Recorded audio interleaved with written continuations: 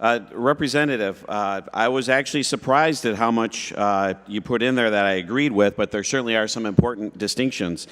I think you're going to have to clarify something for me. So you said this is a constitutional amendment about reforms. My analysis does not say that this is fair maps or term limits. Am I correct in that? You consider this a reform? Yes, this is a reform. It reforms, it provides an opportunity for Illinois to reform the manner in which it collects taxes. Okay. You also said that we have an inability to manage our finances.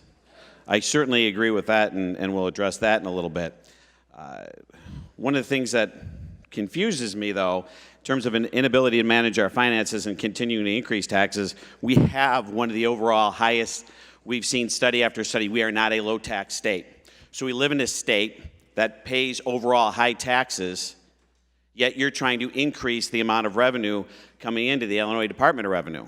And in terms of an inability to manage our finances, it sounds like we're squandering our finances. Couple of questions for you here. So we've had a lot of new money, new revenues, things opened up that are in this year's budget that actually, in total, almost match what you're trying to get at with the fair tax. I want to list off some of them. The spending reduction for the MCO assessment, that's about $1 billion, correct?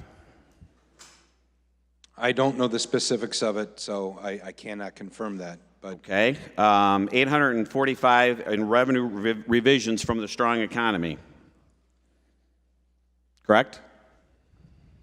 My understanding is yes, that for the year 2020 for that budget, there is an additional $845 million, I think is what you said. That number sounds correct to me, and that, of course, was immediately put towards pensions because, as you know, that was the amount that the governor had attempted to reduce the pension, had proposed in a pension restructuring, and so that covers that hole so we don't have to do that restructuring. All right, $368 million from online sales tax parity, $350 million possibly from casino VGT, $212 from sports betting, $175 million in delinquent tax plan, $170 million from cannabis, $94 million from decoupling from the federal repatriation, and $65 million in possible in cigarette taxes. The point is, you want to raise. You came into the session wanting to raise about $3.2 billion, and essentially that's what's being opened up, and that's not enough.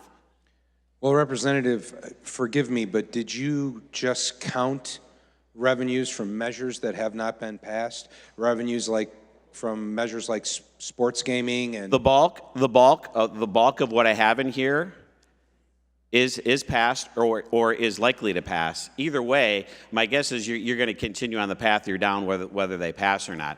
I'm on a little bit of a timer. I want to go to the bill. Ladies and gentlemen, this body, the Democrats of Illinois, have an insatiable appetite for spending.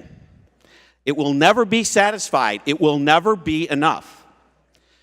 The 5 years, I thought I was going to say the 1 year I've been here. The 5 years I've been here, I have seen a parade of anti-growth bills. And these anti-growth bills don't just make it more expensive for businesses to do business in this state, it also makes it more expensive to run government. I've said it before on the floor, I'm going to say it again. He had mentioned higher education. We rank third in the funding of higher education, yet we still charge some of the highest tuitions in the nation. That is because, as the representative said, we have an inability to manage our finances. There's a lot of people that make a lot of money and are in debt because they have an inability to manage our finances. The issue isn't more taxes. The Democrats' plan is to tax more of a shrinking pie. The Republicans want to grow that pie. Yet we continue to see bill after bill that's going to continue to shrink that pie. And to the actual plan, one of our biggest issues is pensions. I did a video on this. I'm happy to share it with everybody. I'm sure somebody has seen it. The governor's plan under this is to add an extra $200 million to pensions after shorting it for a long period of time.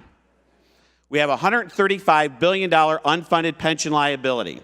$200 million sounds like a lot. When you take off the zeros, that is like adding $20 to a $13,500 credit card bill per year, or adding an extra $1.67 a month. If anybody's had $13,000 on a credit card bill and thinks that adding $1.67 a month towards that bill is going to pay it off, you realize that's not going to happen. It's our appetite for spending. This isn't about fixing our biggest problems, which is pensions. We haven't addressed pensions locally with consolidation. I strongly urge a no vote. Thank you.